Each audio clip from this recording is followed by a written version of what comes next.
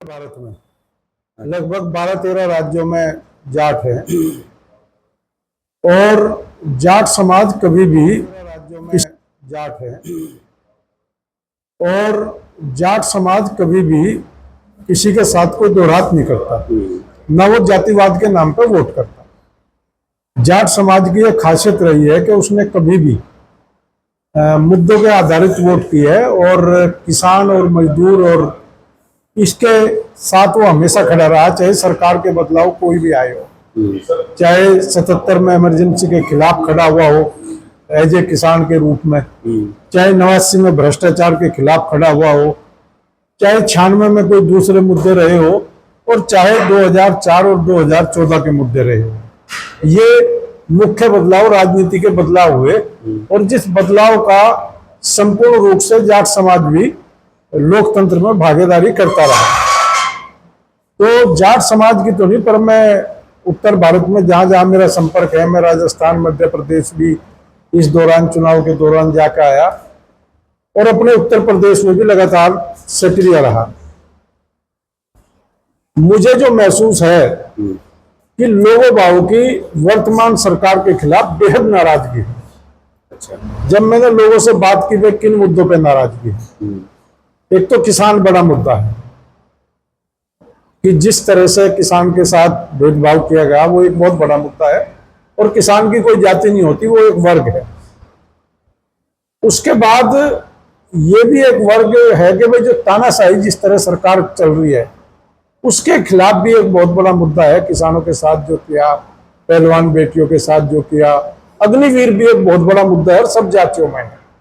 राजस्थान में बहुत बड़ा मुद्दा है, ये सब जातियों में, क्योंकि जहां से फौज में मैक्सिमम हरियाणा, राजस्थान, पश्चिमी उत्तर प्रदेश से जो लोग फौज में जाते थे उनके अंदर ये बहुत बड़ा मुद्दा था। चुनाव से पहले मुझे भी ऐसा महसूस नहीं था कि इतने मुद्दे सरकार के खिलाफ हैं। और उसके बाद जैसे पहलवानों के साथ भी, देश के अंतर्राष्ट्रीय स्तर के पहलवान थे, उनके साथ जिस तरह की बदतमीजी कराई गई, जिस तरह का शेल्टर दिया गया, तो लोगों में अंडरकरंट बहुत है। ये चुनाव मेरे अपने हिसाब से जाति पे नहीं है, न इस चुनाव में जाति का कोई बहुत बड़ा महत्वपूर्ण रोल है। इस चुनाव में तो सरकार की खिलाफत का रोल है। पिछड़े में भी, दलित में भी अंडरकरंट बहुत बड़ा है कि संविधान में बदलाव करेंगे ताकत आती है। और जिस तरह से ये भी अंडरकरंट है कि एजुकेशन में जहाँ सिलेक्शन की पोस्ट थी डिग्री कॉलेज में प्रोफेसर की, उसकी वहां एक भी पिछड़े और दलित को नहीं लिया गया और एक वर्ग के लोग भरे गए। जहां सिलेक्शन पोस्ट होती है, जहां डायरेक्ट अपॉइंटमेंट होते हैं, चाहे आईएएस के भी कुछ डायरेक्ट अपॉइंटमेंट सरकार ने किए, तो ये सब अंडर करंट है बहुत मुद्दा। और हालांकि चुनाव में इतने ज्यादा नहीं आ रहा क्योंकि मीडिया का अपना रोल है, मेन मीडिया उसको दिखा नहीं रहा। जैसे कर्नाटक का ही बहुत बड़ा केस अभी आया, लेकिन मेन मीडिया उसको दिखाना नहीं चाहता। मेन मीडिया में पता नहीं क्या बीमारी, लेकिन सोशल मीडिया के लोग उसको बेदस्तूर हजारों चैनल सोशल मीडिया के उसको दिखा रहे। तो लोगों बागों में सरकार के खिलाफ बहुत बड़ी नाराजगी है और मुझे तो ऐसा लगता है दक्षिण भारत में ये है ही नहीं, वहां इनके खिलाफ पहले से नाराजगी है, चाहे कुछ भी हो। उत्तर भारत में जहाँ धर्म की अफीम और जातियों में बंटवारा करके जो साजिश रची जाती थी, मुझे नहीं लगता कि इस बार धर्म और जाति के नाम पर कहीं वोट हो रही। तो मेरा तो ये असेसमेंट है कि भाई अभी चुनाव कहीं जाति धर्म पर नहीं हो रही, पक्ष और विपक्ष के नाम पे ही। मलिक साहब, जैसे एक वीडियो वायरल हो रही है 2-3 दिन से, अमित शाह गृह मंत्री हैं और प्रधानमंत्री नरेंद्र मोदी जी, इनकी दोनों की एक वीडियो है कि हम किसी को आरक्षण नहीं देंगे, नहीं ओबीसी को, नहीं एससी बीसी किसी को भी नहीं, मुस्लिम को बटने देंगे धर्म के नाम पर। तो हरियाणा में जैसे आपने 18 साल से लड़ाई लड़ी आरक्षण दिलाने के लिए, डिमांड है आपकी, और ये बोल रहे कि हम किसी को भी आरक्षण नहीं देंगे, उसमें क्या कहेंगे? हाँ, निश्चित रूप से देखो, इन्होंने वादा करने के बाद भी वादा खिलाफी की। बिल लेके आए, उसके बाद उस बिल को लटका कर रखा। आज तक अदालतों में जो मुकदमों की वापसी इन्होंने तय की थी वो मुकदमे वापस नहीं होने दिए। तो ऐसी तो बहुत सी नाराजगी है, लेकिन मैं कह रहा जाति पे चुनाव है ही नहीं। अच्छा, ये चुनाव बिल्कुल जाति पे नहीं है। जाति हम लोग पहले किसान हैं, किसान के रूप में जाट बहुत नाराज है। और किसान में कोई एक जाति नहीं, उसमें सैनी भी है, उसमें माली भी है, उसमें कश्यप भी है, उसमें राजपूत भी है। राजपूतों में बहुत बड़ा विद्रोह है, क्योंकि अपनी मर्जी से जो ये चला रहे थे, अपनी मर्जी से धमका रहे थे।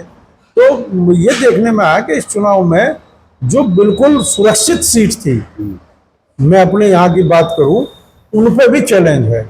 जो बिल्कुल सुरक्षित सीट थी, जिनको ये कह सकता था कि यहाँ नहीं हो सकता, और लोग बाग हर जाति का आदमी विरोध में खड़ा है। मतलब एक वर्ग जिसको ये टारगेट करना चाह रहे थे, वो टारगेट नहीं हो पा रहा है इस बात में, चाहे वो जाति का था चाहे धर्म का था। तो आप की हरियाणा में टीम काफ़ी एक्टिव है, तो पिछले इलेक्शन में भी आप लोगों की टीम खूब एक्टिव थी। तो अब की बार क्या लग रहा है कि लोकसभा इलेक्शन में आप किसको सपोर्ट करोगे, किसका विरोध करेंगे? ना तो हम किसी का सपोर्ट करते चुनाव के टाइम पे, ना विरोध करते, क्योंकि सरकार की एक मंशा रहती है कि भाई जाति पे चुनाव बांट दिया जाए। तो संघर्ष तो सड़कों पे और आंदोलन होते रहते हैं, लेकिन चुनाव के टाइम पे लोग बागों की जो सब वर्गों की नाराजगी है, तो इसमें खाली हम जाट को कहें, जाट की अकेली नाराजगी नहीं, सब वर्गों की नाराजगी है।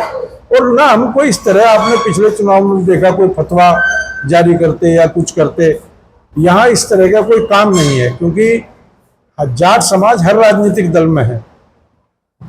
वैसे तो जब पूरा जाट समाज 2017 में नाराज था, तब भी 5 जाट एमएलए बन गए, जिन 5 निर्दलियों ने और 10 ने ये कहा था कि हम इनको समर्थन ही नहीं देंगे, वे 5 निर्दलीय चले गए, 10 भी चले गए। तो क्योंकि राजनीतिक लोगों की अपनी सोच है, तो हम लोग तो सामाजिक लोग हैं, तो हम राजनीति पे कोई टिप्पणी नहीं करना चाहते कि भाई राजनीतिक हम टिप्पणी करें। राजनीतिक लोग हैं, वे अपने मुद्दे भी बना रहे, हर चीज का मुद्दा बना रहे, वे संविधान खत्म करने का भी मुद्दा बना रहे, वे आरक्षण का भी मुद्दा बना रहे। राहुल गांधी रोज कह रहा भाई कहाँ पिछलों की भागीदारी, कहाँ वो। तो निश्चित रूप से हरियाणा के साथ तो सबने धोखा किया, हरियाणा के लोगों के साथ तो सबने धोखा किया। मैं एक पार्टी की नहीं कहता, आप रिजर्वेशन का इतिहास उठा के देखोगे, पहले भी अर्जी फर्जी रिजर्वेशन दिया गया था, तो वो तो तमाम धोखाधड़ी होती रही है। तो आपके हिसाब से क्या लगता है कि बीजेपी तीसरी बार आती है, तो उसमें क्या है? मुझे तो उम्मीद नहीं लगती। और भाई कुछ जुक्कल लोग बात चिल्ला रहे कि भाई कहीं ईवीएम पीएम में, कहीं कुछ और, लोगों की नाराजगी बहुत है। जो 2019 का चुनाव है, 24 का चुनाव है, 2019 के चुनाव में लोग देश के ऊपर या कहीं की हमले के ऊपर, पाकिस्तान के ऊपर, लोगों बागों में सब में स्वाभिमान जाग गया था। लेकिन इस बार जो है, मुझे वो माहौल नहीं लग रहा। इस बार तो हर वर्ग की नाराजगी मुझे नजर आ रही, हर वर्ग। जैसे सत्यपाल मलिक गवर्नर साहब थे, उन्होंने भी एक बारी के हर बारी बोलते हो, तो अगर मान लिया तीसरी बार मोदी आ गया तो आगे इंडिया में इलेक्शन नहीं होंगे, देखिए वो तो आज के लिए बहुत घातक सिद्ध होगा। वो तो आज भी सारे विपक्ष के लोग बोल रहे हैं, लेकिन मैं क्योंकि राजनीतिक नहीं हूँ, तो मैं उस भाषा को तो क्यों बोल लूँ। मैं जब राजनीतिक हुई नहीं तो मैं उस भाषा को नहीं बोल सकता, लेकिन विपक्ष तो सारा बोल ही रहा। भाई राहुल भी रोज बोलता है कि भाई लोकतंत्र खतरे में है, अखिलेश भी बोलता है, और लालू प्रसाद यादव के भी यहाँ से है, कम्युनिस्ट भी बोलते हैं, ममता भी बोलते हैं। तो देश के जितने विपक्ष हैं वे सब अब अपनी चीज को कह रहे, लेकिन मैं जो आम जन की भावना है, हर जाति में और हर धर्म के लोगों में इस बार मतलब सरकार की खिलाफत की भावना मैंने देखी। तो हरियाणा में क्या लग रहा है आपको कि देखो, हरियाणा के ऊपर मैं खाली हरियाणा के ऊपर टिप्पणी नहीं कर रहा, हरियाणा भी देश का हिस्सा। आज आपने हरियाणा के कई डिस्ट्रिक्ट नहीं, हाँ, मैं आज हमारे भाई हैं सुबह सिंह ढाका, उनको मात्र शौक हुआ तो मैं वहाँ गया था, और 6-7 दिनों से गया। बाकी भी मैं पिछले दिनों कुरुक्षेत्र और लाडवा भी उधर गया था, चंडीगढ़ तक। वो तो आना जाना रहता है, सामाजिक कार्यक्रमों में कहीं ना कहीं आदमी जाता है, जहाँ जाता है वहाँ बैठ के चर्चा भी होती है, और सब जाति के लोग मिलते हैं ऐसी जगह। तो सब जातियों का ये कहना कि भाई नाराजगी है हम कि सरकार ने जो है बहुत से मुद्दे ऐसे जिन पे सरकार को ये मानते हैं वे हमें ठगा गया 10 साल में। लेकिन हरियाणा में जैसे आपकी जो टीम है वो काफी एक्टिव है, तो वो टीम भी तो किसी को अंदर खाने के में तो स्पोर्ट वगैरह किसी को देखो, जब हम कुछ कहते नहीं तो जिसकी जहाँ मर्जी जब तो वही चला जाता है। तो इसमें हम लोग का कुछ कहना नहीं होता कि भाई आप, क्योंकि हम राजनीतिक नहीं है, और अगर हम राजनीतिक कहें, एक को कहें वो दूसरे में जाए तो लोग बाग की नाराजगी, क्योंकि सामाजिक आंदोलन और राजनीतिक आंदोलनों में फर्क होता है। राजनीतिक आंदोलन राजनीतिक के लिए किए जाते हैं, सरकारों के खिलाफ किए जाते हैं। सामाजिक आंदोलन होता तो उस सरकार के खिलाफ ही है जहां मांग नहीं मानी जाती। लेकिन क्योंकि सामाजिक आंदोलन वाले लोग राजनीतिक नहीं करते, उसमें बहुत से राजनीतिक लोग भी हमारे साथ जुड़े होते हैं, उसमें हमारे साथ INLD के लोग भी हो सकते हैं, हमारे साथ कांग्रेस के लोग भी हो सकते हैं, उसमें हमारे साथ पिछली बार JJP के लोग भी थे, तो सब लोग थे, BJP के लोग भी हमारे उसमें आते थे जिनको जाट समाज के मुद्दों से वो थी। तो लेकिन इस बार नाराजगी बहुत है, मतलब हर वर्ग में नाराजगी। जैसे मोदी ने कह दिया मोदी गारंटी 400 पार, इस पर क्या कहेंगे? हरियाणा में भी 75 पार थी, बंगाल में भी 200 पार थी, बिहार में भी 150 पार थी। ये तो पार के तो नारे लगते रहते हैं। यूपी में भी 350 पार थी। हालांकि यूपी, मुझे इस बार अचंभा ये हुआ कि चुनाव शुरू होने से पहले मुझे ये उम्मीद थी कि यूपी में योगी जी की वजह से बहुत सीटें घटेंगी नहीं। अच्छा। लेकिन जो पहले दूसरे चरण के चुनाव पर चर्चा हो रही होने के बाद और तीसरा 7 तारीख को है, तो मुझे उसमें बड़ा लॉस लोग बता रहे हैं अलग अलग क्षेत्रों से। तो जो एंटी इनकम्बेंसी को योगी जी कवर कर रहे थे वो उनसे भी कवर नहीं हो पा रहे। मतलब कहने का ही मतलब है कि हमें ये था भाई राजस्थान में तो बहुत बड़ी एंटी इनकम्बेंसी मैंने देखी। मैं लगभग किसी सामाजिक फंक्शन में गया था, 10-12 लोकसभा सीट मेरे रास्ते में आने जाने में पड़ती थी, तो मैं घूम कर आया, तो मुझे लग रहा कि 10 से 15 लोकसभा सीटों पे नुकसान ना हो। ऐसे ही मेरी मध्य प्रदेश में गया था तो वहाँ भी कह रहे कि 6 से 10 तक के बीच में नुकसान हो सकता है। पश्चिम उत्तर प्रदेश में बड़े भारी नुकसान की संभावनाएं है। तो ये हरियाणा का अभी क्योंकि चुनाव का प्रचार ही शुरू हुआ, पर्चे वर्चे भरने शुरू हुए, तो 10-15 दिन बाद यहाँ की भी स्थिति निकल के आएगी कि भाई यहाँ क्या स्थिति होगी। लेकिन बाकी पूरे उत्तर भारत में जहां जहां चुनाव हो चुके, चुनाव हो रहे हैं और 1-1, 2-2 चरण का चुनाव हो चुका, वहां लोगों में नाराजगी नजर। जैसे 2 चरण का चुनाव हो चुका है अभी तक और वोट परसेंटेज काफी कम हुई है। कम हुई? हाँ, उसकी क्या मतलब? लोग बोलते हैं कि सरकार के पक्ष में है, कोई बोलता है कि सरकार के खिलाफ है। क्या लगता है किसको? हमारी ये मानना थी, जैसे मैं पश्चिमी उत्तर प्रदेश में रहता हूँ, गाजियाबाद बड़ा शहर है, 28 लाख वोट पड़ती है गाजियाबाद, और शहरों का आदमी न निकलना, शहरी वोट पर अधिकतर बीजेपी का पिछले 20-30 साल से दावेदारी रही है। अच्छा। शहरी वोट नहीं निकल रहा, शहरी वोट भी नाराज है।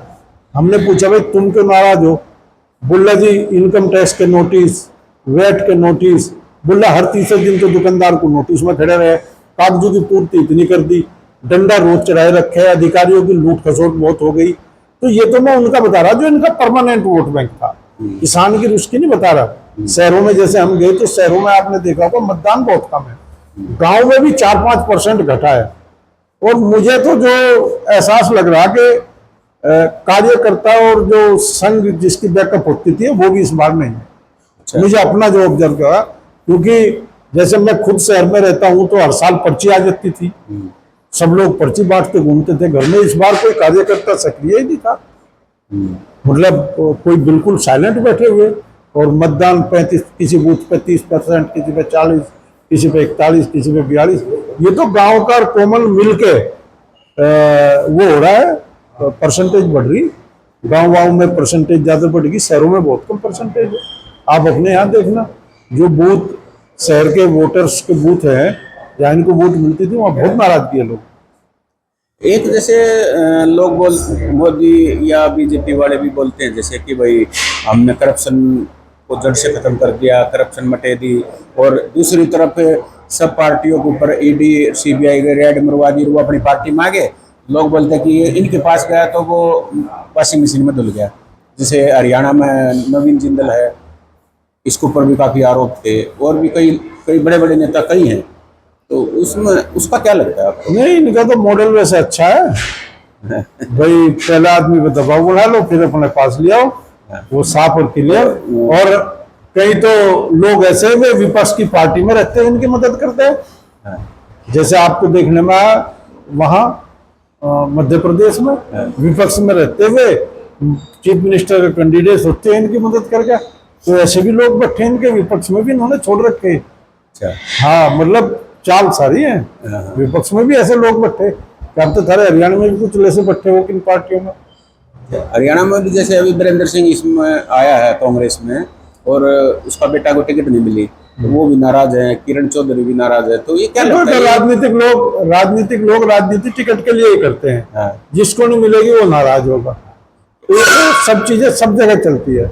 ये तो बीजेपी में भी नाराजगियां थी, जैसे हम लोग अपनी तरफ देख रहे थे। जिनको टिकट नहीं मिली, जिनके टिकट कट गए, वे लोग नाराज थे। जो टिकटार्थी थे वे भी अपने बीजेपी के भी कह रहे कि पुराने वर्कर की पूछ नहीं है, और करप्शन नहीं लियाते हैं, करप्शन वाले आगे उनकी जी, पूछ है। ये तो सब चलता रहता है राजनीतिक लोगों का, उस पर तो हम टिप्पणी नहीं कर सकते। तो आप हरियाणा में कई जगह घूम के आए, तो मतलब क्या? नहीं, सरकार के खिलाफ हर वर्ग में नाराजगी है। कहीं हमने होटल पर चाय भी पी, कहीं पी, जो वर्ग इनको वोट करते थे वो भी है। लेकिन अभी जिस तरह की साजिशें चल रहे हैं, उस साजिश से भी हरियाणा के आदमी को सावधान होना पड़ेगा। अभी जैसे नारनौल रेवाड़ी की तरफ रामविलास शर्मा ने एक बयान दिया स्टेज पर, मुख्यमंत्री भी था उसी पे। उसने कहा कि 4 जून को दोबारा शपथ ग्रहण समारोह होगा। क्या वो भी पुराने लीडर हैं कांग्रेस के? क्या पता है, तो उसको पता हो, बेचारा चुनाव हारे बैठा तो बयान नहीं दे सके। बाकी तो ऐसी कोई बात नहीं, वो उनकी मर्जी है, वे दोबारा करवाएंगे। यहाँ सीट ज्यादा हार गए तो हो सके किसी और को मुख्यमंत्री बना दे अगली वोट के जुगाड़ में। ये तो हर सरकार बदलती है, वहां नहीं बदलती है। राजस्थान में, मध्य प्रदेश में, वो तो ऊपर का है जी। ऊपर वाले मजबूत रहेंगे तो वे अपने हिसाब से बदलेंगे, नीचे वाले मजबूत होंगे तो वे ऊपर वालों को बदल देंगे। यूपी में बोलते हैं कि यूथ नाराज है, ये क्या सही बात है? मैंने बताया जैसे अग्निवीर है, रोजगार है, और जिस तरह से प्राइवेटाइजेशन शिक्षा का किया जा रहा है, उस पर बहुत बड़ी संख्या में हर वर्ग का यूथ नाराज है। रोजगार की वजह से और शिक्षा के प्राइवेटाइजेशन की वजह से हर यूथ नाराज है, और हर वर्ग का यूथ नाराज। ये नाराजगी इनको भी नजर आ रही। आप जब प्रचार का पहले चरण के पहले से प्रचार के कुछ और मुद्दे थे, दूसरे चरण तक कुछ और थे, तीसरे में कुछ और जानिए, अब चौथे में कुछ और मुद्दा पाएगा आपको। तो ये सब चीजें चल रही है। जितने चरण उतने मुद्दे, उतने में लेकिन मेन मुद्दों से बाहर है। अच्छा। बेरोजगारी पे नहीं बोल रहे, किसान की जिसकी आय दुगनी होनी थी उस पर नहीं बोल रहे, अग्निवीर पे भी कह रहे अब जाके भाई देखेंगे दोबारा, राजनाथ जी से कहलवा रहे। लेकिन जब पहले ही नहीं देखा तो फिर क्या में भी बोलते हैं कि गन्ना की पेमेंट नहीं होती, ये गन्ने की कुछ मिल है ऐसी। अच्छा। बजाज की मिलें हैं, सिर्फ 1-2 मिल हो रहे, बाकी पेमेंट की अब जब बजाज के अलावा और एक शामली मिल है, 4-5-6 मिलों के अलावा बाकी की पेमेंट की ऐसी कोई परिस्थिति अब जा नहीं है। अच्छा। हरियाणा में भी बोल रहे हैं कि सरसों की पेमेंट नहीं हुई अब तक। देखो ये हरियाणा वालों का तो हरियाणा वालों को पता है। हरियाणा के किसान रोज हम भी अखबारों में पढ़ रहे, कहीं सरसों की पेमेंट, कहीं गेहूं की खरीदारी लेट होगी, कहीं उसमें कर्जा कट रहा कि भाई गीला है उसका मुआवजा। तो हम लोगों को भी आप लोगों के माध्यम से पता लगता है, क्योंकि ये तो कहीं आएंगे तब पता लगेगा या सोशल मीडिया के माध्यम से पता लगेगा। दोस्तों, हमने अभी यशपाल जी से डिस्कस किया है हरियाणा की कई डिस्ट्रिक्ट में घूम कर आए हैं। क्या होगा आगे इलेक्शन में, क्या रिजल्ट होगा, किसको समर्थन करेंगे, किसानों का इन्होंने मुद्दा रखा है। आप इस वीडियो को ज़्यादा से ज़्यादा शेयर करें और लाइक करें। Thank you. MKT news channel.